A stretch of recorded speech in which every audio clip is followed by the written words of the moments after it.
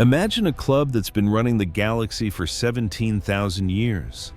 At the top sit 12 ancient species who call themselves the Elder Races. They've seen empires turn to dust, watched species crawl from the mud to the stars, and decided that the galaxy needed a firm hand, theirs. From their massive station, Nexus Prime, they were the ultimate cosmic watchdogs. Their sensors saw everything. Their fleets patrolled everywhere. Nothing happened without their knowledge, and nothing changed without their say-so. But what happens when the watchdogs find something they can't explain?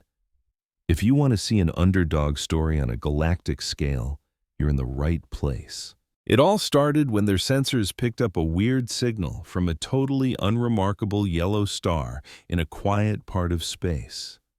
The locals on the third planet called their star Sol and their world Earth. And the creatures themselves? They called themselves humans. High Observer Kelmoth, an ancient alien who looked like shimmering starlight poured into a tall, thin frame, was the first to see the readings. He'd seen over 100 species take their first baby steps into the cosmos. He knew the playbook by heart. But this wasn't in the playbook. "This can't be right," he murmured to his young assistant, Thyvan. "Run it again." She did, but the results were the same. "Sir," she said, her voice trembling just a little, "the readings are correct. The species on that planet, they've achieved faster than light travel." Kelmoth stared. "And how old is their civilization?" "About 400 years, sir, maybe less." "Impossible. Most species took 10,000 years to figure out FTL drives. The absolute record holders did it in 6,000, and they were considered geniuses. 400 years wasn't genius. It was an anomaly, a terrifying one. And anomalies made the council very, very nervous." Kelmoth looked at his assistant, his mind made up. "Get a message to the council chambers. We have a rapid ascension anomaly. Priority 1. Thyvan's eyes went wide. She knew what that meant. In 17,000 years, only 11 other species had earned that label. 6 of them didn't exist anymore. The council had decided they were weeds that needed pulling before they took over the garden. "Right away, sir," she whispered, and scurried off. Within hours, the 12 elder races were assembled. In a giant chamber that could swallow a city, holographic star maps swirled around their 12 thrones. Speaker Varen, a being made of living crystal, spoke first, his voice like grinding rocks. "We've seen the data. These humans are a potential threat to galactic stability." Warlord Syphax, whose scales were the color of dried blood, let out a harsh laugh. "Potential threat? They're insects, a tiny planet, a handful of people." "That's what your people said about the Velkari," Ambassador Kalin, a graceful aquatic being, reminded him gently. "And the Velkari burned 3 of your worlds before you stopped them." Syphax just growled. That memory still stung. High Observer Kelmoth raised a hand. "The issue isn't what they are today. It's what they could be tomorrow. They've done in 4 centuries what takes others 10,000 years. At this rate, they'll be more powerful than all of us combined in less than 1,000 years. The chamber fell silent. 1,000 years was the blink of an eye for them. The thought of some young upstarts surpassing them that quickly was unthinkable. "We must send an envoy," said a collective being named Oryx, its voice a chorus of whispers.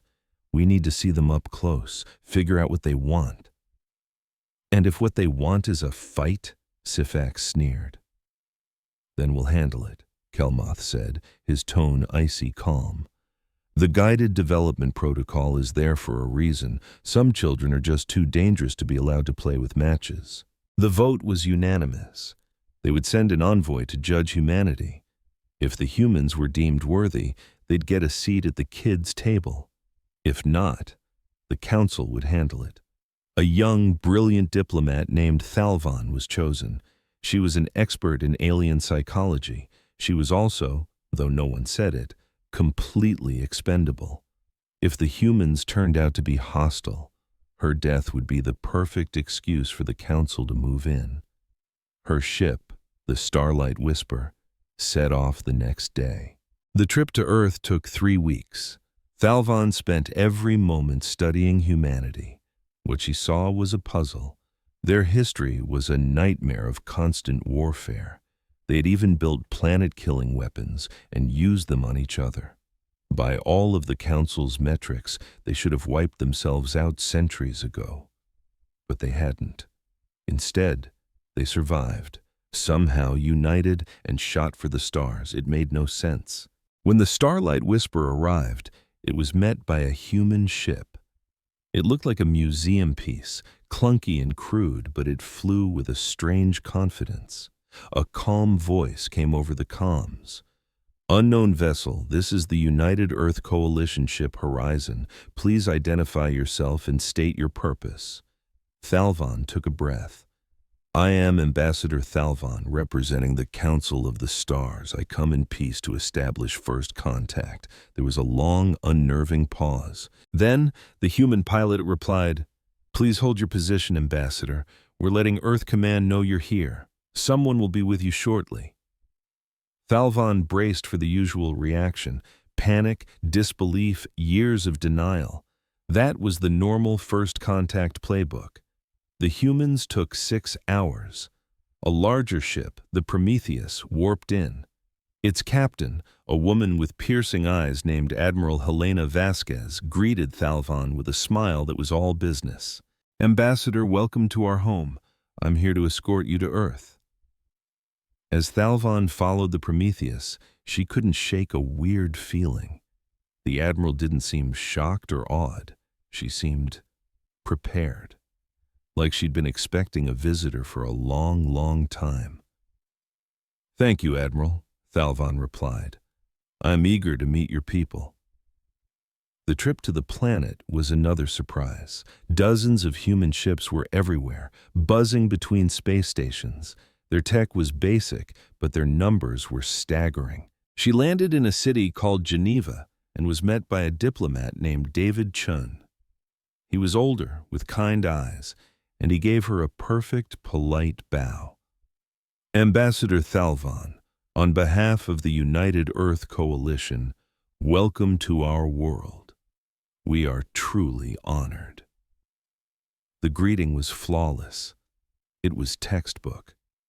In fact, Thalvan thought, it was a little too perfect, as if he'd rehearsed it 1,000 times. "The Council has been watching your progress with great interest," she said.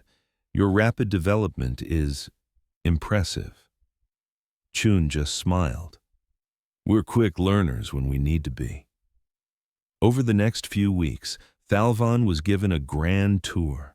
She met everyone, saw everything, and all her questions were answered with unwavering politeness. But the feeling that something was deeply wrong never went away. These people weren't shocked by aliens arriving at their doorstep. They were acting like they'd been preparing for this exact day for 400 years. And the scariest part was, Thalvan was beginning to think they had. Imagine being an investigator and knowing, deep in your gut, that you're being lied to. But every single piece of evidence, every interview, every tour, tells you the lie is the truth. That's how Ambassador Thalvan felt. The human leaders had an answer for everything. Their scientists calmly explained away any anomaly. Their military commanders paraded their fusion reactors and ballistic missiles with a pride that felt staged. It was a dog and pony show, she realized. They were showing her a carefully constructed movie, and she was only allowed to see the scenes they'd approved. She tried to go off script, asking to see classified files or visit restricted sites. The humans just smiled politely and cited security concerns. When she brought up rumors of secret projects, they acted like they had no clue what she was talking about. And watching over her the entire time was Admiral Vasquez. The Admiral was a master of pleasantries, always helpful, but her mind was a locked vault. Thalvan had built a career on reading people, on understanding alien cultures from the inside out. But Vasquez was a blank page. Her smiles were fortress walls, her courtesy a suit of armor. On her last day, Thalvan had one final meeting with Ambassador Chun. "I have to return to Nexus Prime and give my report," she said, choosing her words carefully. "The Council will want my official assessment of your species." Chun just nodded. "And what's the verdict, Ambassador?" Thalvan paused. She knew the official story she was supposed to tell. The humans were a young, primitive race. Their tech was clumsy. They were no threat to anyone. Every piece of data she was allowed to see pointed to that conclusion, but it wasn't what her instincts screamed.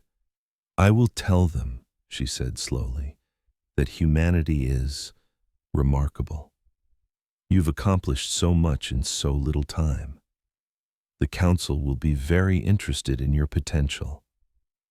Chun's smile was razor thin. "Oh, I'm sure they will be." The next morning, as her ship, the Starlight Whisper, pulled away from Earth, Thalvan watched the beautiful blue marble shrink in the viewport. She couldn't escape the chilling feeling that she had missed the most important piece of the puzzle.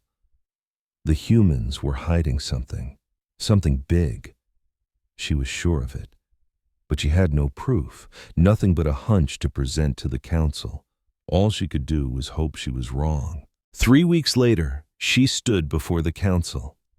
She laid out everything she had seen: the human technology, their society, their military. She detailed their brutal history of war and their incredible capacity for violence.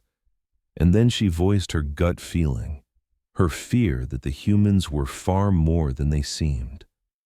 High Observer Kelmoth listened without a word. When she finished, he gave a slow, condescending nod. "Your observations are noted, Ambassador, but your concerns are based on feelings, not facts. The evidence clearly shows humanity is a standard young species, a bit aggressive, sure, but their capabilities are limited. They are not a threat to us." "But High Observer—" "The Council has already made its decision," Kelmoth cut her off. "Humanity will be summoned to Nexus Prime for a formal evaluation. We will judge their fitness to join the galactic community, and we will take appropriate action based on what we find." Thalvan could only bow her head. "As the Council wishes." The summons went out the next day. It was worded like a great honor, a special invitation. But everyone knew what it really was. It was a subpoena. Humanity was being called to stand trial, and if the verdict was guilty, the sentence would be severe. On Earth, Ambassador David Chun read the message in his office. Admiral Vasquez stood beside him, her eyes scanning the text. "So," she said, her voice dangerously quiet, "it begins." Chun nodded. "Sooner than we thought, but we're ready, aren't we?" He turned to face her, and the warm, diplomatic mask he usually wore dissolved. His eyes turned to ice. "Helena, we've been ready for 20 years, since the day our deep space sensors picked up their first stealthy observation probe." His voice dropped to a whisper. "We knew this day would come. We've been preparing for it." Vasquez gazed out the window at the sprawling city below. Hidden from view, in secret facilities that existed on no map, humanity's greatest secret was waiting. "They think we're primitives," she said, a bitter smile on her lips. "They think they're coming to judge us." Chun's smile returned, but this time it was predatory. Let them underestimate us. It'll be the last mistake they ever make." A week later, the human delegation left for Nexus Prime. They traveled in the Prometheus, the same small, unimpressive ship that had escorted Thalvan. It was cramped, outdated, and looked like a relic compared to the Council's gleaming starships. But it, too, was not what it seemed. As the Prometheus began its slow journey, other ships began to move. They slipped out of hidden hangars on the dark side of the moon. They rose from deep-sea bases hidden beneath the ice of Europa. They launched from camouflage stations within the asteroid belt. Their engines burned cold, leaving no trace. 17 ships in total. Each one was 3 kilometers long, a monster of a warship. Each was wrapped in a cloak of absolute darkness, a technology so advanced it could bend light around its hull. Humanity had learned long ago that the galaxy was not a friendly place. They'd found the Council's probes, secretly studied them, cracked their communications, and listened in on their debates. They learned exactly what the Council did to any species they deemed a potential threat. So they hid. They built their real fleet in the dark, using technology the Council couldn't even dream of. And they waited, patient as stone, for this exact moment. That day had finally come.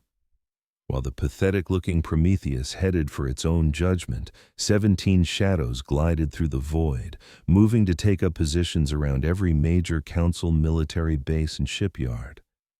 They were silent. They were invisible. They were ghosts that no sensor in the galaxy could detect. And when the time was right, they would remind the elder races of a simple truth they had long forgotten. The darkness between the stars is not empty, and those who appoint themselves judges should be very, very careful about what they cannot see. The trip to Nexus Prime would take 3 weeks. Humanity would use every single second, because when they arrived, they wouldn't be begging for permission to exist. They'd be making a demand. The Prometheus sailed through space like a tiny battered fishing boat on an endless black ocean. Its hull was scuffed and worn. Its engines glowed brightly, leaving a luminous trail that was laughably easy to track. It looked exactly like a primitive ship from a primitive people, taking its first nervous trip into the big, wide galaxy. On the bridge, Ambassador Chun watched the stars drift by. He was bone-tired. The last 3 weeks had been a blur of non-stop meetings and final preparations, but he couldn't rest now. The real test was about to begin. Admiral Helena Vasquez stood next to him, her formal uniform replaced with a simple gray jumpsuit. Her eyes were glued to the tactical display. "Anything?" Chun asked. "Not yet," she replied, "but we're entering their outer patrol zones. They'll be on us soon." Chun nodded. This was part of the plan. The Council had patrol fleets all over, and any approaching ship would be stopped and scanned. It was standard procedure, and the humans were counting on it. "Remember, Helena," Chun said softly, "we are a simple, harmless species. We're in awe of the Great Council. We are exactly what we appear to be." A tiny smile played on Vasquez's lips. "Don't worry, Ambassador. I know how to act the part." The first contact came 6 hours later. A flash of light, and 7 massive warships appeared directly in their path, weapons already glowing hot. They were Chthion battlecruisers, hulking beasts of armor and guns, and each one was 5 times bigger than the Prometheus. The lead ship hailed them instantly. A reptilian face filled the screen, its scales the color of rust, its eyes burning like coals. Its mouth was a nightmare of razor-sharp teeth. "Human vessel," the Chthion warlord growled. "You are in Council space. Identify yourself and state your purpose." Chun stepped forward, his posture deliberately relaxed, almost timid. "I am Ambassador David Chun of the United Earth Coalition. We are on our way to Nexus Prime, as requested by the Council's summons. All our documentation has been sent to your vessel." The Chthion stared, his contempt so obvious it was like a wave of heat. To him, humans were pathetic, weak, soft little mammals who had just figured out how to leave their own planet. "I am Warlord Sivax," the creature snarled. "Commander of this patrol and enforcer of council law. Your papers are being reviewed." There was a long, tense silence. Chun simply waited, hands folded behind his back. He'd faced down bullies like this before across a negotiating table. The trick was to show no fear, to give their aggression nothing to push against. "Your documentation appears to be in order," Sivax finally grunted, clearly disappointed he didn't have a reason to open fire.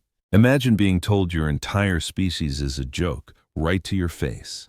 That's the position Ambassador Chun was in, staring at a 3-meter-tall alien warlord on his view screen. There was this smug disappointment in the warlord's voice. He said, "However, as is my right under council protocols, I am ordering an inspection of your vessel. You will power down your engines and prepare to be boarded." This was a power play, plain and simple. Chun just bowed his head slightly. "Of course, Warlord. We welcome the opportunity to demonstrate our cooperation." My friend Vasquez, standing next to me, her hand twitched toward the weapons console, but she stopped. We had all prepared for this. We knew it was coming, and we had made absolutely sure there was nothing for them to find. 20 minutes later, they arrived. 12 alien warriors in full combat armor, armed with plasma rifles and blades that hummed with energy. They were here to put us in our place. But what they didn't know was that the real show was happening light years away.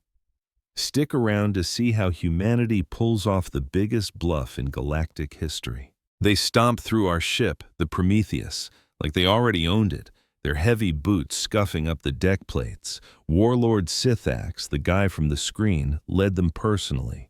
And let me tell you, he was even bigger in person, nearly 3 meters tall and built like a walking tank.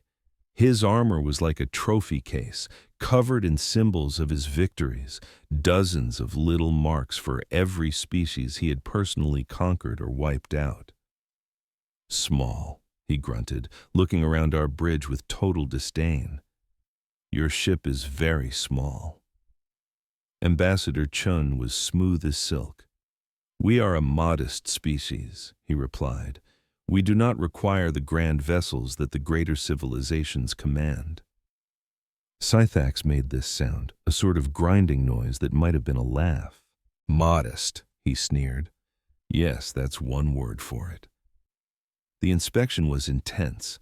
They went through every room, every closet, every maintenance tunnel. They scanned the walls with fancy gadgets, looking for hidden compartments or secret systems.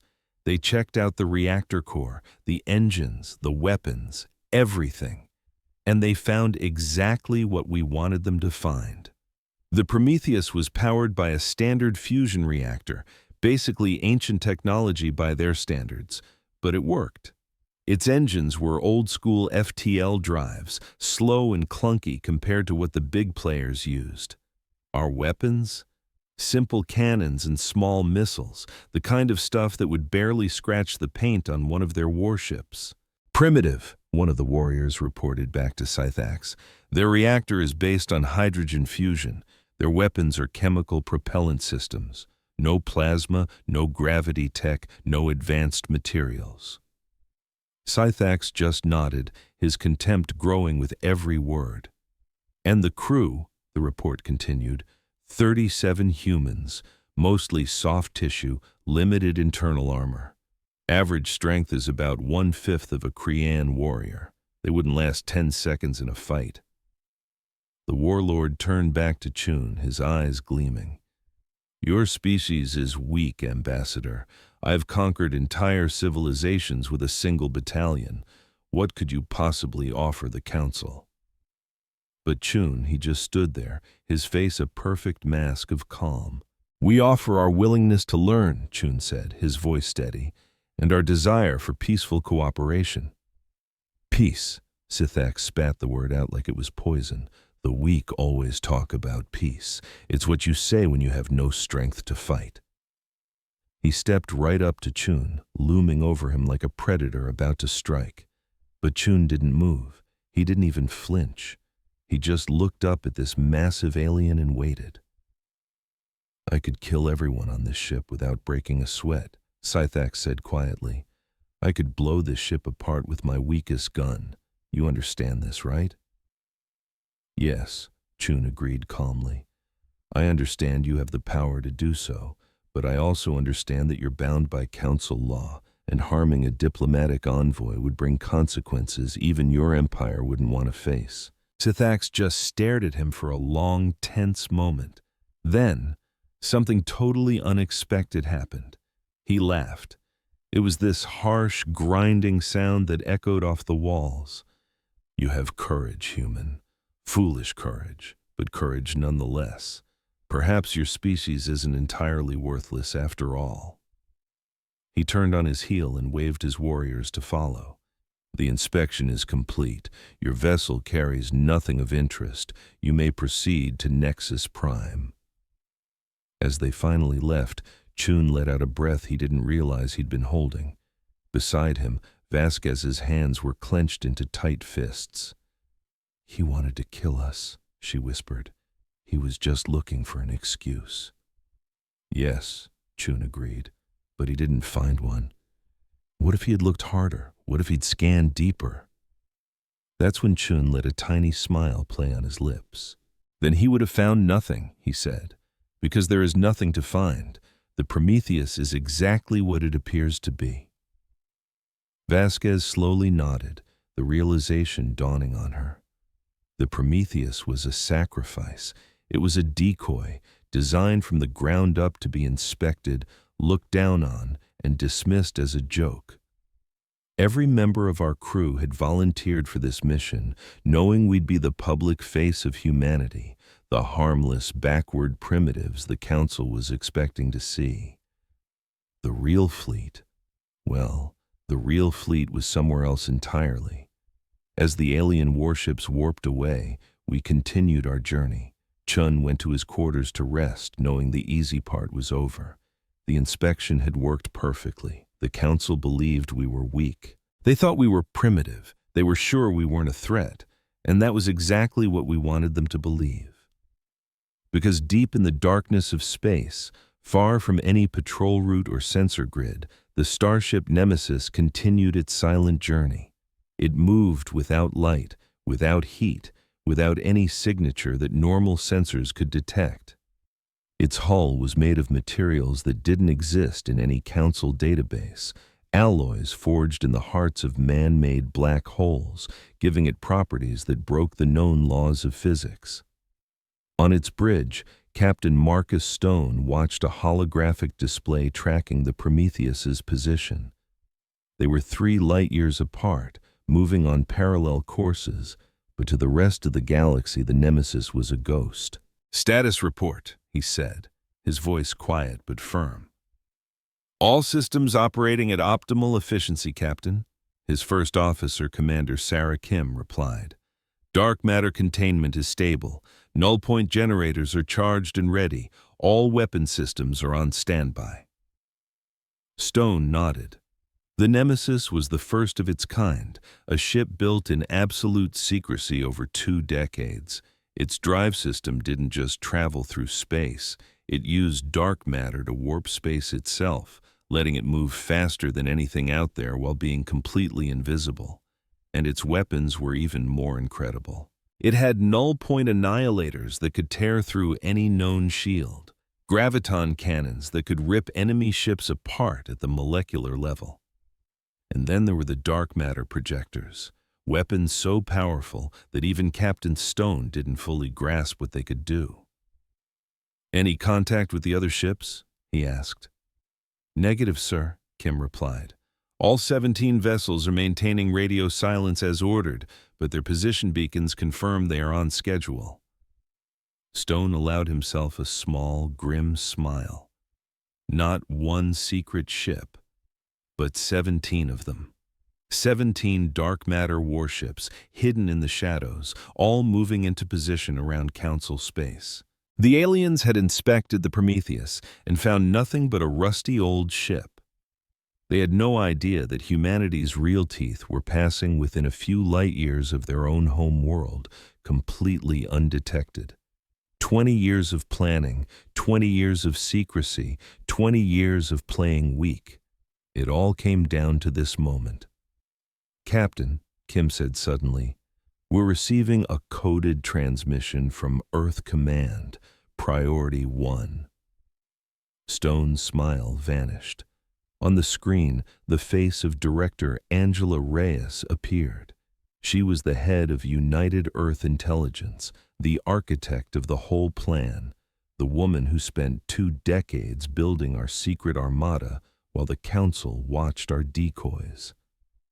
"Captain Stone," she said, "all assets are in position. Phase 1 is complete."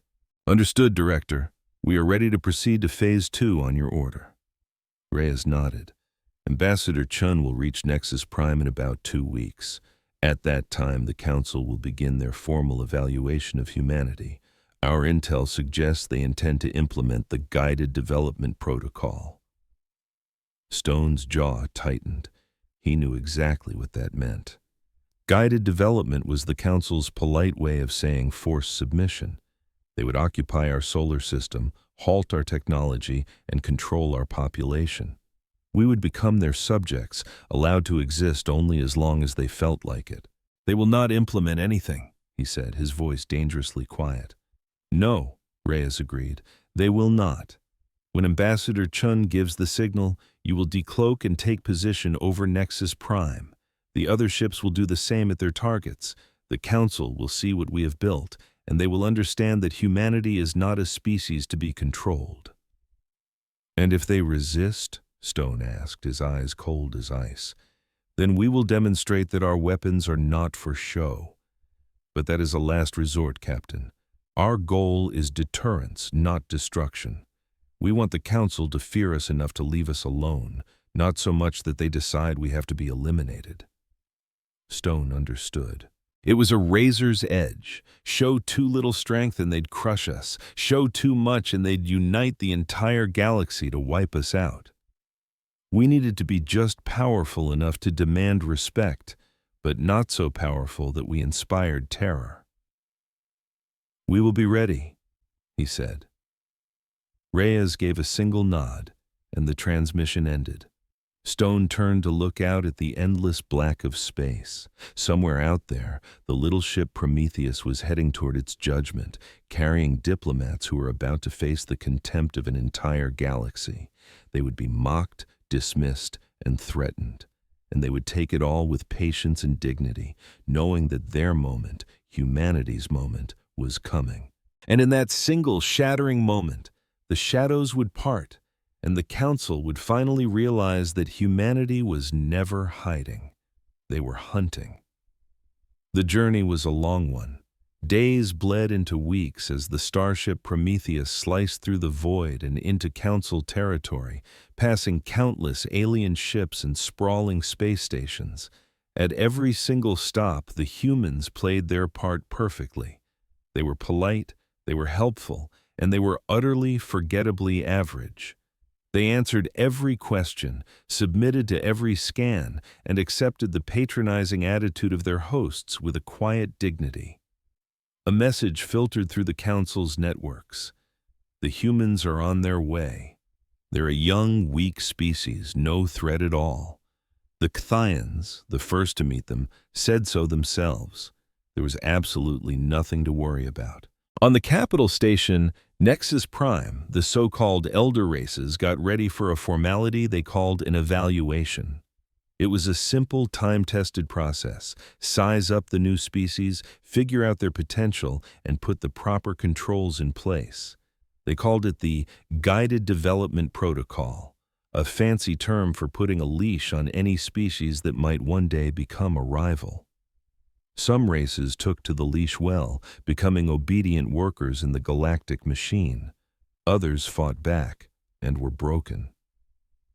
The Council was certain humanity would fit neatly into one of those boxes. They were too weak to fight, too new to be a danger, and too naive to grasp the brutal reality of galactic power. They couldn't have been more wrong. As the Prometheus drifted toward the massive station, Captain Chun stared at the view screen and whispered, "It's beautiful." He had to give them credit. It was a stunning monument to 17,000 years of absolute dominance. "Well, there it is," Admiral Vasquez said beside him, her voice low. "The throne of half the galaxy." "That it is," Chun agreed, "and they're about to get a lesson that power isn't the only thing that matters." He subtly touched the communicator on his belt. It looked like a standard-issue human device, but hidden inside was something their most advanced sensors could never dream of finding. A quantum-entangled transmitter linked directly to the Nemesis and every single ship in the hidden fleet. The moment he pressed that button, the galaxy would change forever. But not yet. First, they had to put on a good show. They had to sit there and take the Council's judgment, swallow their condescending remarks, and wait for the perfect split-second opportunity. Humanity had waited patiently for 20 years. They could wait just a little longer. When the Prometheus finally docked, the human delegation walked onto the station and was greeted by a sea of alien faces, each one looking at them with a mix of curiosity, disgust, and complete indifference. They were led down hallways built for giants, past technological marvels that were supposed to awe them into silence. Chun kept his head held high, his face a mask of peaceful intention. But inside, his heart was hammering against his ribs. Inside, he was counting down the seconds until the universe was turned upside down. The Council was waiting. The trial was about to start. And humanity was more than ready. Nexus Prime was the single largest thing any human had ever laid eyes on, hanging in the blackness of space like a metallic moon. Its surface bristled with docking bays, sensor dishes, and massive weapon batteries. Thousands of ships swarmed around it like insects, cargo haulers, diplomatic couriers, and military cruisers. For 9,000 years, this station was the iron heart of the galaxy, the place where every important decision was made. Ambassador David Chun strode through its corridors, his delegation trailing behind him. At his side, Admiral Vasquez's eyes darted everywhere, memorizing every single detail. Following them was a small team of aides, scientists, and security personnel, each one hand-picked to project the perfect image of a harmless, fledgling species. The corridors were colossal, clearly designed for beings much larger than humans, with ceilings that soared into the darkness above. Holographic ads and news reports flickered in the air in dozens of alien languages, and the aliens themselves were everywhere. Chun saw towering, slender creatures that looked like they were woven from pure light, hulking reptilian soldiers in polished armor, and floating orbs that spoke in flashes of color. Many of them stopped dead in their tracks to gawk at the humans as they passed. "They're looking at us like we're some new exhibit at the zoo," Vasquez muttered under her breath. "Let them look," Chun whispered back. "Let them see exactly what they want to see." Their quarters, while probably luxurious for a human, were clearly the cheapest rooms on the station. The furniture was plain, and the window looked out over a noisy maintenance bay instead of the breathtaking cosmic views reserved for important guests. "They're trying to make us feel small," Vasquez noted, scanning the room. "Of course," Chun said with a faint smile. "It's an old trick. Make your opponent feel inferior before you even start talking." He paused. "It might have even worked if we actually cared what they thought of us." The official evaluation was set for the next morning. Chun spent the evening going over his plans, not just his words, but his timing. He knew what they would ask, what they would accuse humanity of, and he had the perfect answers ready. He also knew that in the end, none of it would matter. The speeches were just a performance. The real conversation would begin the moment he pressed the button. The Chamber of Stars was even more breathtaking than Chun had imagined. It was a massive dome at the very center of Nexus Prime, a space so big it could have swallowed a city whole. The walls were alive with shimmering star maps and historical records from across the galaxy. In the middle of the room, 12 thrones sat in a circle, one for each of the elder races. Chun recognized a few from his briefings. High Observer Kelmoth, a shimmering being of pure energy, sat on a throne of crystal. Warlord Sithax of the reptilian Crethean Empire was perched on a seat of black jagged metal, his scales reflecting the light. Ambassador Kalin of the Aquari floated gracefully in a sphere of water. There were others, too. The Lithori, whose bodies were living crystal, and the Vexian Collective, a hive mind that appeared as a single, shifting form. And then there were the Eternals, being so ancient they barely seemed to register that time was passing at all. These were the self-proclaimed gods who had ruled the galaxy for 17,000 years. They were the judges who were about to decide humanity's fate. Chun and his team were led to a small, bare platform in the center of the chamber. There were no chairs, no comforts. They were expected to stand there like criminals in a courtroom. All around them, galleries were packed with hundreds of other alien species, all looking down, waiting for the show to begin. For them, this was just entertainment. A chance to watch another upstart species get put in its place. High Observer Kelmoth slowly rose from his throne, and his voice boomed through the chamber. The Council of the Stars is now in session. We are gathered to evaluate the species known as humanity, which has recently emerged from their planet, Earth. This evaluation will decide humanity's place in the galactic community and what actions, if any, are needed to ensure their proper development. Chun listened, his face unreadable. The words were polite, but the meaning was clear as day. They were here to decide if humanity was a threat, and if so, how they were going to put them on a leash. Ambassador Chun, Kelmuth continued, you may speak for your people. Tell us why humanity believes it deserves a place among the stars. Chun stepped to the edge of the platform. He had rehearsed this speech 1,000 times, knowing it would go down in history, just not for the reason the council thought. Honored elders, he began, his voice calm and steady. Humanity is grateful for this chance to stand before you. We are, as you say, a young species. We have so much to learn from the great civilizations of the galaxy. He paused, making eye contact with the powerful being staring down at him. But our short history has taught us a few things. It has taught us that the universe can be a dangerous place. It has taught us that to survive, you need to be strong, you need to be smart, and you need to be willing to stand together. We've learned that peace is a precious thing, but it must always be defended.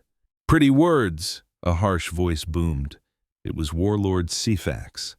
Words are cheap, human. Your kind has a history of violence that could make even a Crethian blush. You fought endless wars with each other. You built weapons that could shatter worlds, and then you actually used them on yourselves. How dare you speak of peace when your entire history is written in blood? Chun simply nodded. You are right, Warlord. Our past is filled with conflict. We don't hide from it.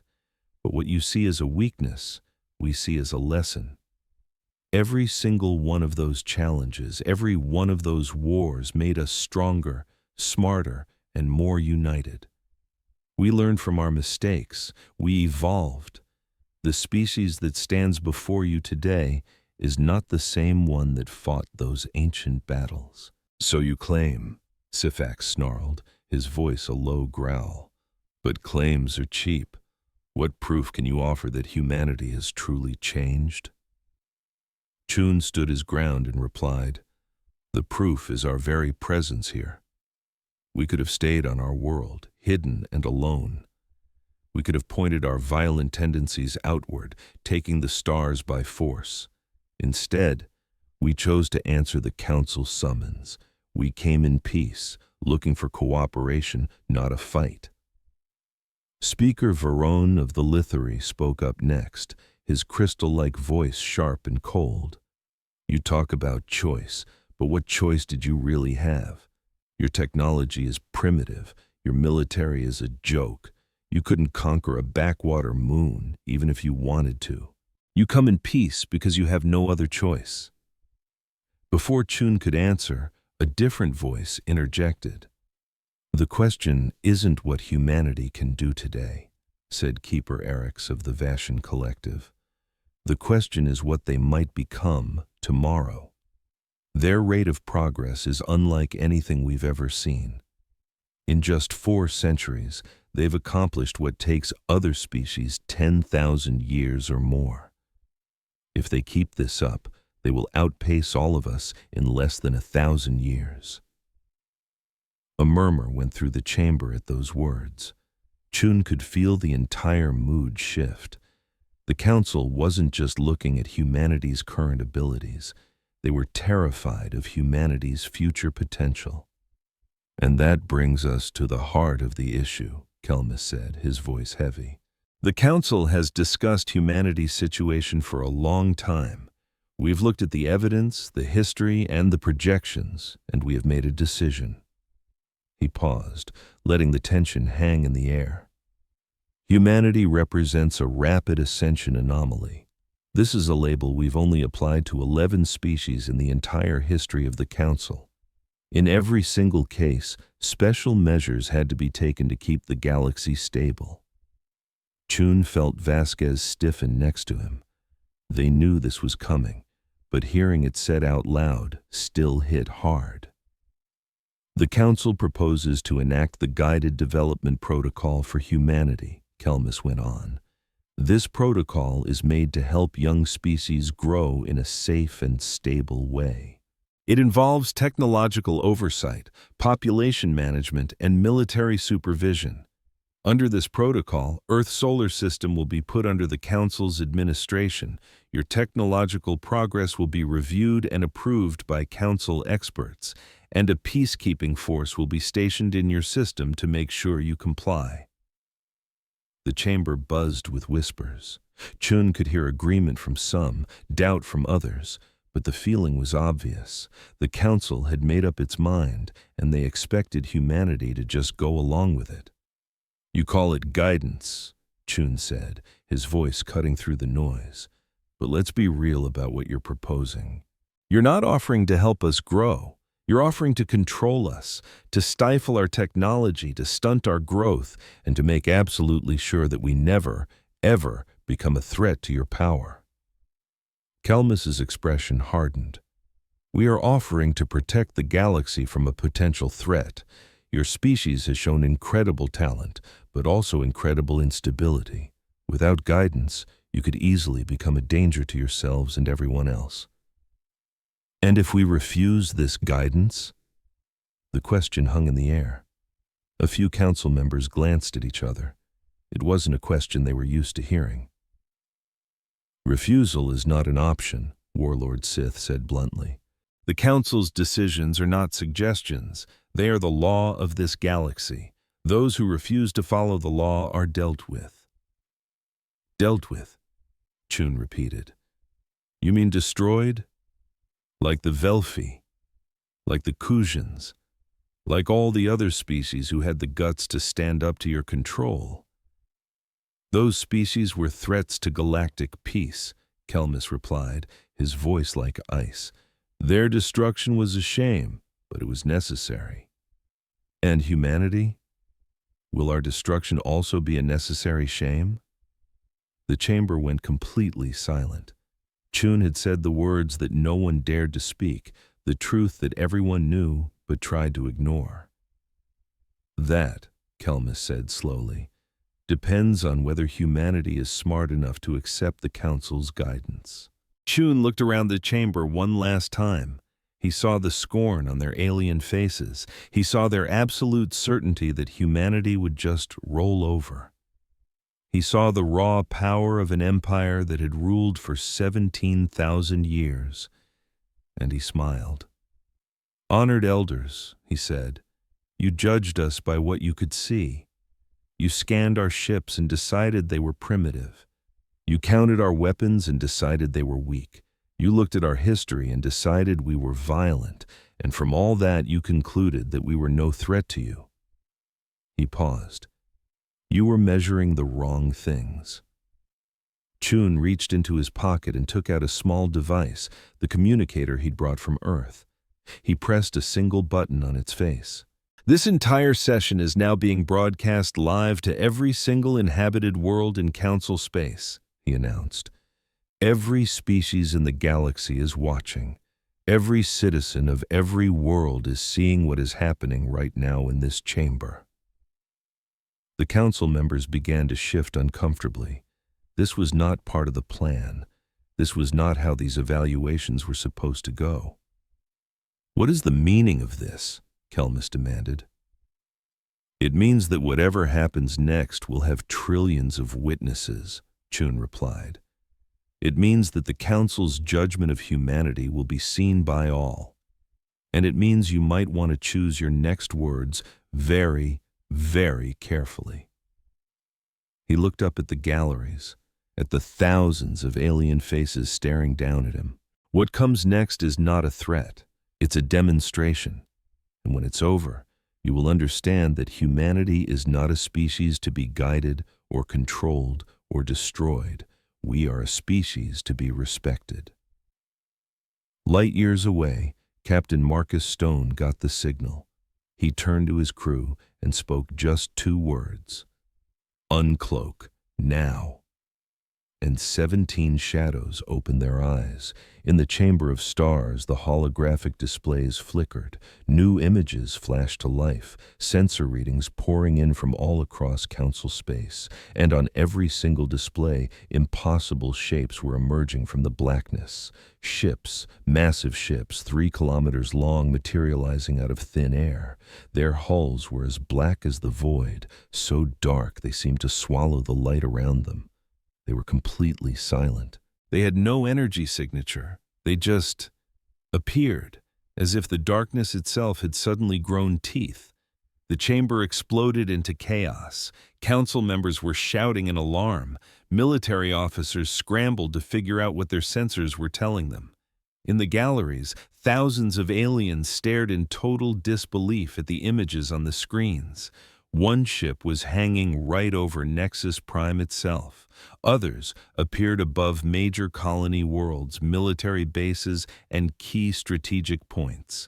17 ships in total, each one perfectly positioned to strike at the very heart of the Council's power. Chun stood calmly in the middle of the storm, watching 17,000 years of absolute certainty crumble to dust. These are humanity's dark matter warships, he announced, his voice carrying easily over the chaos. They've been in position for months. Your sensors never saw them. Your patrols never found them. They slip through your most secure territories like ghosts through a wall. He turned to face the council directly. And now, honored elders, we can finally begin the real conversation. The chamber of stars fell silent. The most powerful beings in the galaxy stared at the human ambassador, and for the first time in 17,000 years, they had no idea what to say. Chun smiled. The negotiation was about to start. The silence that came next was deafening. Trillions of beings across the galaxy watched on the broadcast, seeing something that had never happened before. A young species standing before the ancient races and demanding to be treated as an equal. At last, High Observer Kelmoth rose from his throne. His glowing form seemed a little dimmer now, as if the shock of the last few minutes had stolen some of his light. Ambassador Chun, he said slowly, your demonstration has been effective. The Council will require time to think about what we've seen today. These proceedings are suspended until further notice. Of course, High Observer, we understand this is a lot to take in. Chun's voice was respectful but firm. However, I should probably mention that we will require certain assurances before we agree to any more talks. What kind of assurances? First, the immediate cancellation of any proposal related to the Guided Development Protocol. Humanity will not accept any form of technological suppression, military occupation, or population control. Kelmuth gave a slow nod. That seems reasonable, given the circumstances. Second, the formal recognition of humanity as a sovereign species with the full right to develop on our own terms. We will not be treated like a junior member of the galactic community that needs to be guided and corrected. This can be discussed. Third, and most important, peace. We want nothing more than to live alongside the Council with mutual respect and cooperation. We have no interest in war, conquest, or destruction. We only want to be free. The High Observer was quiet for a long moment. All around him, the other elder races watched and waited. They had spent 17,000 years making all the decisions for the galaxy. Now, for the very first time, they were in a situation where their usual playbook wouldn't work. "Your demands will be considered," Kelmuth finally said. "But Ambassador Chun, you have to understand that what you've done today can't be taken back. You have shown the entire galaxy that humanity has weapons capable of threatening Council installations. Even if we agree to your terms, some will always see you as a danger that needs to be eliminated." "We are aware of that risk," Chun replied, "but we decided that the greater risk was in surrender. History has taught one brutal lesson. Those who can't protect themselves are doomed to be conquered, enslaved, or wiped out entirely. We refuse to let that be our fate." Admiral Vasquez stepped forward again. "High Observer and members of the Council, let me be perfectly clear. The Dark Matter Fleet is a shield, not a sword. Its only purpose is to guarantee that humanity can never be threatened, dominated, or controlled by anyone. We have zero desire to use these weapons unless you force our hand." She scanned the room, her gaze sweeping over not just the Council, but the trillions of beings watching the broadcast. "But make no mistake, if anyone, Council or otherwise, tries to harm Earth or its people, you will find out that humanity is not nearly as defenseless as you believed. We've been getting ready for this day for 20 years. We've built ships your scanners can't see, developed weapons your shields can't deflect, and mastered technology your greatest minds can't even begin to comprehend." She let that sink in. "We don't want a war, but we will have one if we have to. And for anyone who questions our resolve, remember this. Humanity didn't claw its way through its own violent past by being timid. We learned a long, long time ago that peace is only secured through strength, and we have more strength than you can possibly imagine." With that, the broadcast cut out. Across the whole of Council space, trillions of beings just sat there in absolute stunned silence, trying to wrap their heads around what they'd just seen. The all-powerful elder races who had reigned over the galaxy for 17 millennia had just been completely outplayed by a species they'd written off as primitives. Back in the Chamber of Stars, the Council members started to drift away one by one. They had a lot to talk about, new plans to forge, and a whole new galactic chessboard to analyze. The universe had just changed, and they had to figure out what it meant for their own survival. Warlord Sithax stayed on his throne long after the others had left. He just stared at the holographic image of the Nemesis, still hanging in the void above Nexus Prime, like a shark waiting patiently in the dark. "Impossible," he whispered to himself. "This is completely impossible." But deep down, he knew it was true. His entire life, he'd been raised to believe the Chrethians were the galaxy's ultimate warriors. He'd crushed worlds and annihilated fleets, never once facing a real fight. He'd always looked at other species as weak, pathetic, and unworthy of a second thought. And now, a species he'd brushed aside as soft and unsophisticated had just shown off abilities far beyond anything his own people could dream of. They'd been hiding in the shadows of space for months, watching, waiting, and scheming, and he never had a clue. For the first time in his very long life, Warlord Sithax felt a sensation he'd never known before. Pure, cold fear. And across the galaxy, others were feeling the exact same thing. In the high chambers of Athetherion, in the war rooms of the Cthian military, in the advanced labs of the Lethari, and the diplomatic spheres of the Aquari, the leaders of the elder races were all being forced to accept a new reality. The galaxy wasn't theirs to rule anymore. The game had changed and they didn't even know the new rules. And somewhere out there, in the cold darkness between the stars, humanity was watching, waiting, and ready. The era of the elder races wasn't over, not by a long shot. But it had been changed forever, and humanity's story was just beginning. The silence that fell over the Chamber of Stars was heavier than anything in its 9,000-year history. The elder races, who had ruled the galaxy with unshakable confidence for 17 millennia, were frozen on their thrones. Their advisors stood beside them like statues. Even the thousands of onlookers in the galleries above seemed to be holding their breath. Every single eye was glued to the holographic displays floating in the air, all showing the same chilling image from a dozen different angles. Massive, pitch-black ships just hanging in space right over their most secure facilities. Their hulls were blacker than the void itself. Warlord Sithax was the first one to snap out of it. He shot up from his throne, his scales flushing a deep, furious red. His claws dug into the armrests, twisting the metal like clay. "This is impossible," he roared. "No ship can fool our sensors. No technology can hide from Cthian detection grids." And yet, Ambassador Chen said with unnerving calm, they did. Sithax whirled on his military aide, who was furiously tapping away at a portable console. "Check those readings. Tell me this is some kind of illusion, a cheap holographic trick."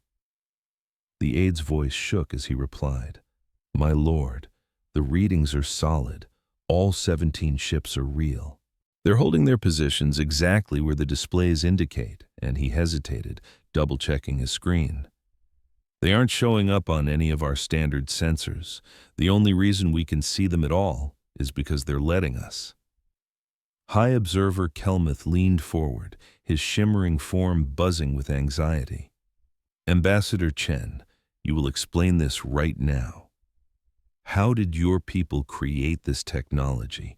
Where did these ships even come from?" Chen simply clasped his hands behind his back, looking up at the galaxy's rulers without a trace of fear.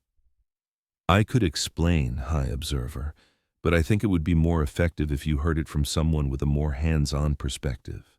He gestured to Admiral Vasquez, who stepped up beside him. Her face was calm, professional, and radiated total confidence. She looked at the Council not as gods who ruled the galaxy, but as colleagues. "I am Admiral Helena Vasquez of the United Earth Coalition Navy," she said, her voice steady and clear. "I'm also the commander of the operation you're currently witnessing. What you're seeing on your screens is the Dark Matter Fleet. It's humanity's answer to the question you never even thought to ask."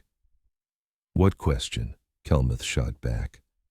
"The question," Vasquez said, "of what humanity was really doing while you were busy watching our little decoy fleet." She touched a control on her wrist, and new images flooded the chamber's displays. They showed the Nemesis, the ship hanging over Nexus Prime, in stunning detail. Its design was alien to them. No visible engines, no weapon ports, no sensor dishes, just a smooth black hull that seemed to drink the light around it. "For 20 years, Vasquez went on, "we knew you were watching us. We found your spy probes. We cracked your communications. We knew exactly what you thought of us, primitives to be studied, labeled, and eventually brought to heel." She paused, letting the words hang in the air. "So we put on the show you expected. We built flashy fusion reactors while our real scientists were quietly harnessing dark matter. We showed off conventional missiles while our real engineers were perfecting null-point annihilators. We launched clunky FTL ships for you to track while our real fleet was learning to travel by folding space itself. Ambassador Kalin of the Aquari spoke up, her voice like ripples in the water-filled sphere she occupied. You're talking about manipulating dark matter. That is a theoretical science our best minds have pursued for thousands of years. They decided it was impossible. The energy needed would be like harnessing an entire star. Your scientists weren't wrong, Vasquez replied simply. They were just limited by their assumptions. They assumed you needed an external power source. We figured out that dark matter can power itself. It's an infinite self-fueling reaction that produces more energy than it uses. A wave of disbelief washed over the chamber. What she was saying broke every known law of physics. Impossible, declared Speaker Varan of the Lithori. What you're describing would require a level of knowledge far beyond what our civilizations have ever reached. Yes, Vasquez agreed without missing a beat. It would, and we did it anyway. That's what humanity does, Speaker. We find answers where others see only dead ends. We break down walls that others don't even know are there. Warlord Sithax slammed his fist on his throne. Enough of this talk. Your ships, what can they do? What kind of weapons are they carrying? Vasquez turned to face the giant Cathian warlord. There wasn't a hint of fear in her eyes. She looked at the massive reptilian warrior like he was just another tactical problem to be solved.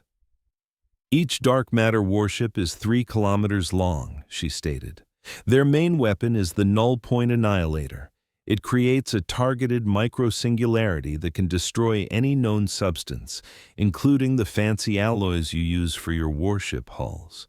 Their secondary weapons are graviton cannons that can rip apart molecular bonds from hundreds of thousands of kilometers away. She paused. But their greatest asset isn't what they can do, it's that they can do it unseen. The dark matter field around each ship doesn't just mask their energy signature. It makes them completely invisible to every form of detection you have. We could park a ship inside your home system for a decade, and you would never, ever know it was there. The threat hung in the silent chamber like a guillotine. If humanity could hide ships anywhere they wanted, they could strike anywhere, anytime.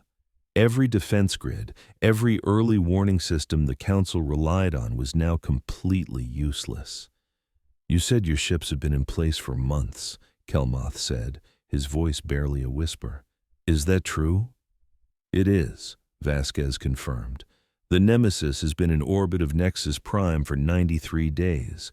The Thanatos has been holding position over the Krathian homeworld for 87. For more than 100 days, the starship Acheron had been policing the core systems of the Athetherans. Vasquez locked eyes with the High Observer, refusing to look away. We've been out here, watching you, for far longer than you could possibly guess, and you never even had a clue. Ambassador Chum stepped forward, his voice taking over from the admiral's. What we've shown you isn't a threat. Think of it as a demonstration. You were planning to judge humanity, to find us lacking. You were going to slap your guided development protocol on us and basically turn us into your pets. But here's the thing. You can't guide what you can't control, and you definitely can't control what you can't even see. His gaze swept across the chamber, meeting the stunned eyes of each of the elder races. We're not looking for a fight with the Council. We have no desire to conquer your planets or tear down your civilizations. All we want is to be left in peace, to grow our own way, make our own mistakes, and forge our own destiny. And what if we say no? Warlord Scythax boomed. If the Council views what humanity did today as an act of war. Then, Chum said calmly, you'll find out that what you saw today was just a tiny preview of what we're capable of.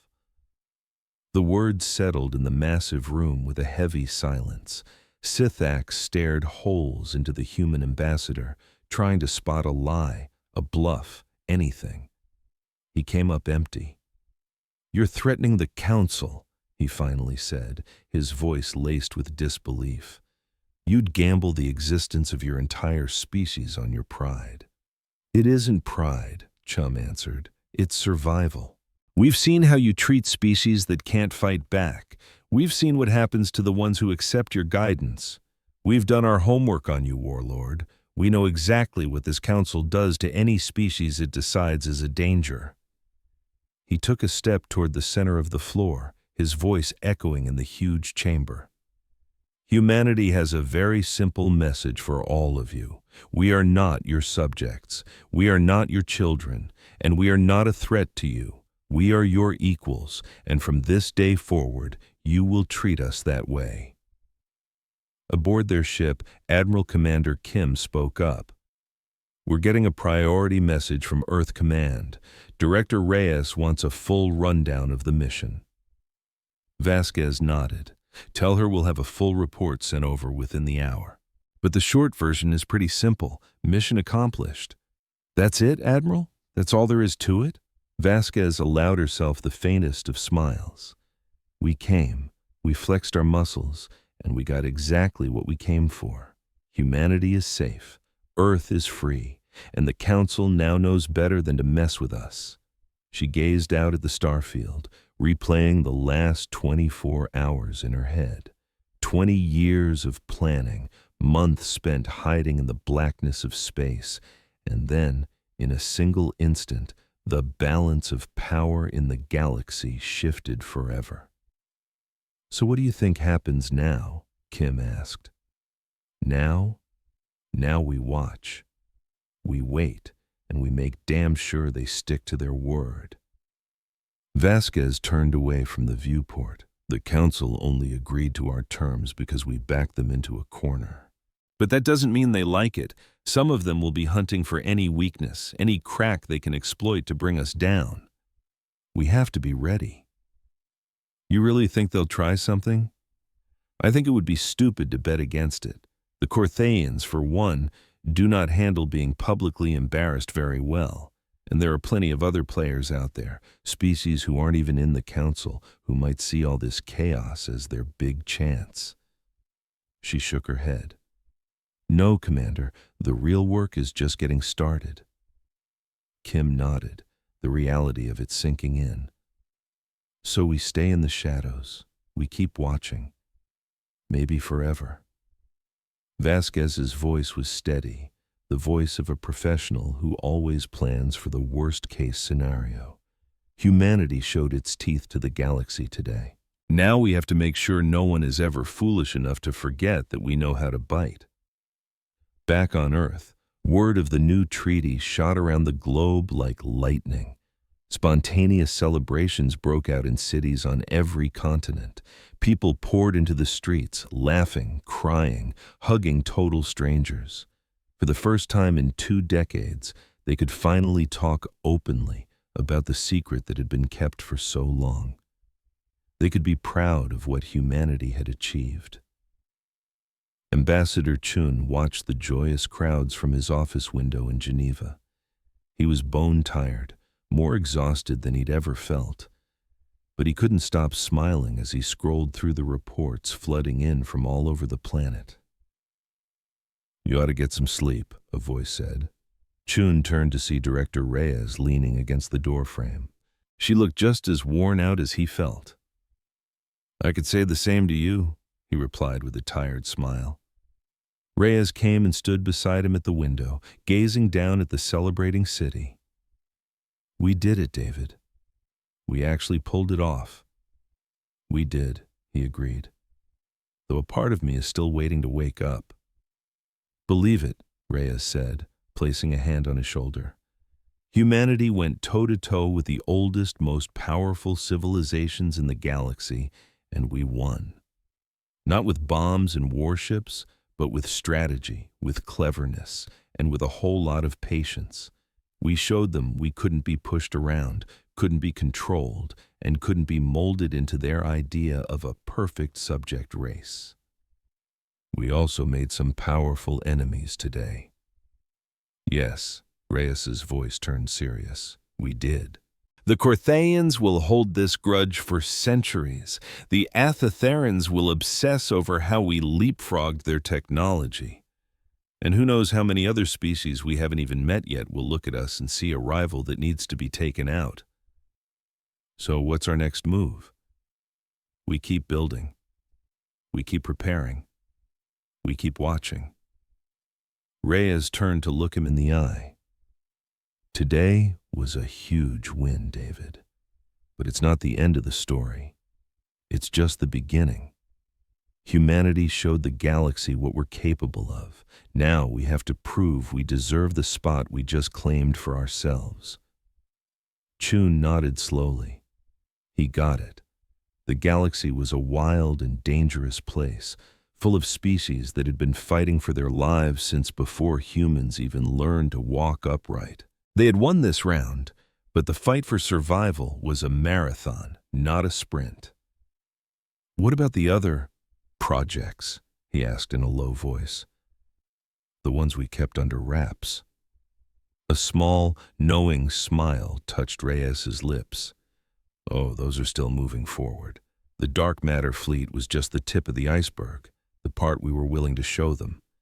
We have other programs, other tech, other tricks up our sleeve that are still completely off the books. If the Council ever thinks about breaking this treaty, if they ever make a move against us, they're going to find out we were holding a royal flush the whole time. And if they don't, if they actually play fair, then those projects will never see the light of day, Reyes shrugged, and humanity can focus on building a peaceful future. We don't build weapons because we want to use them. We build them so we never have to. Outside, fireworks painted the night sky. Music and cheers drifted up from the streets below. Humanity was celebrating its victory, its freedom, its new beginning among the stars. But far out in the silent darkness, 17 ships continued their invisible patrol. They moved with no light, no sound, leaving no trace of their existence. They watched the borders of human territory, they guarded the pathways to Earth, and they stood as silent guardians, ready to face down any threat. Humanity had earned its place at the galactic table. They had demanded respect, and for now, they had it. They proved they weren't some backward species to be managed or a new servant to be ordered around. But they'd also learned the very lesson the galaxy had tried to beat into them. Peace is a wonderful thing, but it can only be protected by strength. Trust has to be earned. It's never just given away. And the darkness between the stars is full of dangers that never, ever sleep. And so humanity would never let its guard down again. They would smile at diplomatic parties. They would sign treaties in good faith, and they would work for a better tomorrow for everyone. But they would never forget that moment when they stood alone, judged by the elder races. They would remember the looks of sheer contempt on those alien faces, the absolute certainty that humanity would just roll over. The assumption that they were too weak to even try to resist, and they would remember, with a grim satisfaction, just how wrong all those assumptions were. The galaxy learned a big lesson about humanity that day. They were not to be underestimated. They were not to be controlled. They were not to be threatened, and they would never, ever kneel. This was the silent promise that the dark matter fleet represented. It wasn't about a hunger for war or conquest. It was a simple statement of fact. Humanity had carved out its own place among the stars, and it would defend that place with every last breath. For 17,000 years, the elder races had run the galaxy. They had built an empire based on order and control, where every species knew its place, and any who stepped out of line were crushed. But now, a new power was on the board, a species that had stayed hidden in the shadows, watching, learning, and preparing. a species that had figured out how to turn its own violent past into the ultimate tool for survival. A species that simply refused to live by the rules that others tried to force on them. Humanity had finally made its entrance, and the galaxy would never be the same. The days after humanity's shocking reveal were the most chaotic in the Council's long history. Emergency sessions were called one after another. Secret meetings happened in shielded rooms. Military leaders were screaming for action while the diplomats were pleading for calm. All across Council territory, the same questions were being whispered in fear and disbelief. How did the humans get so advanced so fast? What other secrets are they hiding? And what in the worlds are we going to do about them? Through all the chaos, Ambassador David Chun waited. He stayed calm in his quarters on Nexus Prime, meeting with visitors, answering their frantic questions, and projecting an aura of absolute unshakable confidence. The Ghost Fleet materialized around Council space, silent ships that were stark reminders of humanity's ultimatum. Across the galaxy, trillions of beings held their breath, watching and waiting to see what would happen next. On the third day of the standoff, High Observer Kelmoth asked for a private audience. Ambassador Chun accepted, and they met in a simple, quiet room, far from the Council's opulent chambers. There were no advisors, no recordings. It was just the two of them, a human and an ancient being, separated by a plain table. "You've put the Council in an impossible situation," Kelmoth said, his voice heavy with exhaustion. His ethereal form even seemed to flicker, dimmer than before. "For 17,000 years we have kept the peace. We have shielded younger species from predators. We stopped wars that would have claimed trillions of lives, and now you arrive with your invisible fleet, demanding we see you as our equals." Chun leaned back, his gaze steady as he studied the ancient being. "With all due respect, High Observer, your protection always came with strings attached. The species you guide have traded their freedom for safety. The wars you stopped were replaced by a rigid system that suffocates anyone who steps out of line. You talk about order, but what you've built is a beautiful prison. And what's your alternative? Chaos, anarchy, the strong devouring the weak with no one to stop them?" "No," Chun replied. "I would choose freedom." Chun's voice was firm, but not aggressive.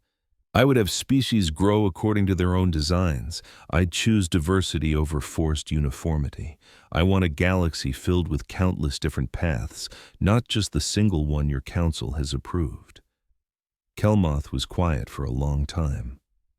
When he finally spoke, his voice was softer, tinged with sadness. "You have no idea what we stopped. You can't imagine the horrors that existed before we brought order. We saw species that farmed others for food. We saw civilizations built on pure destruction. We saw wars that raged for millennia and wiped out more souls than are alive in the entire galaxy today." "We've read your history," Chun countered. "We know what the galaxy was like. We even understand why you built this system. But that doesn't make it the only way forward, and it certainly doesn't make it the right way for us. So what is your proposal?" Chun reached into his coat and pulled out a small, sleek data slate, placing it on the table. "This is our formal treaty proposal. It details the terms under which humanity will join the galactic community. Not as your subjects and not as your students, but as your partners." Kelmoth stared at the slate, but didn't move to take it. "What kind of terms?" "Complete sovereignty over all human territories, zero council interference in our culture, our technology, or our laws. No council military ships in our space without a direct invitation. In exchange, humanity will respect the council's borders, follow standard diplomatic rules, and work with you on matters that benefit us both." "And the Phantom Fleet?" "It stays," Chun said simply. It's our guarantee that these terms are respected. As long as you honor our independence, our ships are no threat to anyone. But if the Council or anyone else tries to harm Earth or our colonies. Chun let the implication hang in the air. The High Observer was silent for what felt like an eternity. Finally, he reached out a translucent hand and picked up the data slate. I will bring this before the Council. I can't promise they will agree, but I will speak on your behalf. He paused. You must know, Ambassador, there are members of the elder races who think the only answer is to wipe you out before you become too powerful to control. I know, Chun said. That's why our fleet is still here. And if they decide to attack, if the Council deems humanity too great a risk to exist. Chun met his gaze without a hint of fear. Then the galaxy will discover just how dangerous we can be when we're cornered. But I don't think it will come to that. The Council has survived for 17,000 years by being pragmatic, by knowing when a fight is unwinnable. And fighting us now would be pointless. You can't destroy what you can't see, and you can't see what doesn't want to be found. Kelmoth gave a slow, deliberate nod. You have planned this very carefully. We've had 20 years to plan this, Chun corrected. We've run every simulation, planned for every contingency, explored every outcome. This isn't a bluff, High Observer. It's a precisely executed strategy with a single objective, to secure humanity's freedom. Nothing more, nothing less. The meeting ended shortly after that. Kelmoth took the treaty to the Council, and Chun went back to his quarters to wait. The debate raged for 5 full days. Chun monitored the situation through a network of contacts, both official and covert. The Corinthians were screaming for war. The Athetherans urged caution. The Lori were desperate to get their hands on human tech. The Aquarius pushed for a compromise. Every elder race had its own agenda, its own fears, its own idea of what to do. In the end, however, pragmatism won. The dark matter fleet was a threat they couldn't ignore and an enemy they couldn't locate. Attacking humanity would be a gamble with catastrophic potential and no clear path to victory. Even if they won, the Council would be left crippled and exposed to other dangers lurking in the void. On the 6th day, High Observer Kelmoth called Ambassador Chun back to the Chamber of Stars. The Great Hall was packed, but the feeling in the air had changed. The looks of contempt from the aliens were gone. The arrogant confidence of the elder races was gone. In its place was something Chun never thought he'd see from them: respect. The Council has considered humanity's treaty proposal, Kelmoth announced. After extensive debate, we have come to a decision. He paused, letting the silence in the chamber become absolute. The Council of the Stars hereby recognizes humanity as a sovereign species with the full right to self-governance. The Guided Development Protocol is officially rescinded. No Council military forces will enter human space, and humanity is invited to join the galactic community as an equal partner. The words seemed to hang in the vast chamber. In the viewing galleries high above, thousands of alien diplomats murmured in shock. This had never happened before. No young species had ever been granted this level of autonomy. The Council had never acknowledged an equal this quickly. Chun simply inclined his head. The United Earth Coalition graciously accepts these terms. We hope for a long and productive relationship with the Council and all its members. But, Kelmoth continued, the Council has one question, Ambassador. Your species has shown abilities that far exceed our projections. Your technology, in several key areas, seems to be more advanced than our own. How did you do it? What secrets have you unlocked that we missed? A small smile touched Chun's lips. With respect, High Observer, some mysteries are best left unsolved. We've shown you what we can do, and that should be enough. We have no desire to share the specifics of our research. That knowledge belongs to us. You don't trust us. We trust you to act in your own self-interest, just as any intelligent species would, Chun said, his eyes sweeping across the chamber. We hold no ill will toward the Council or anyone here. We only want to be left alone to chart our own course. But our own history has taught us a valuable lesson. A people who give away all their secrets soon have nothing left to protect themselves with. The answer didn't satisfy anyone, but they knew it was the only one they were going to get. Humanity's stance was crystal clear. They would be allies, they would be partners, but they would never again be subjects, and they would only ever share what they chose to share. The official treaty was signed 3 days later.